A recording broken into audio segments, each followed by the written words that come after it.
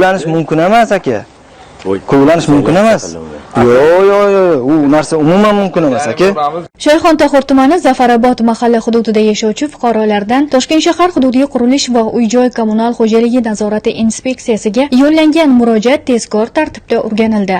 O'rganish jarayonida tumanning General Uzoqov ko'chasi 13-sonli ko'p qavatli uy mulkdori tomonidan tegishli tashkilotlardan ruxsat olmasdan o'zboshimchalik bilan ko'p kvartirali uyning asosiy poydevoriga tutash hududda qazish, kavlash ishlarini amalga oshirgani aniqlandi. Bu kabi jarayonlar ko'p qavatli uyning seysmik barqarorligiga salbiy ta'sir qilib, fuqarolarning hayotiga xavf tug'diradi. Mazkur ko'p kvartirali uyning tutash hududida o'zboshimchalik bilan kavlanish holati aniqlandi. Mulkdorga bajarilishi majburiy bo'lgan 15 kunlik ko'rsatma berildi.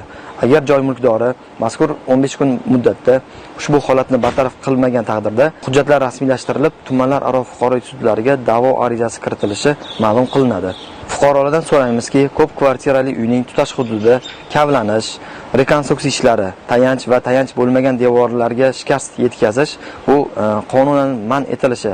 Bu mazkur ishlar amalga oshirilgan taqdirda ko'p kvartirali uyning seysmik mustahkamligi hamda zilzila bardoshliligiga salbiy ta'sir ko'rsatilishini eslatib o'tmoqchimiz.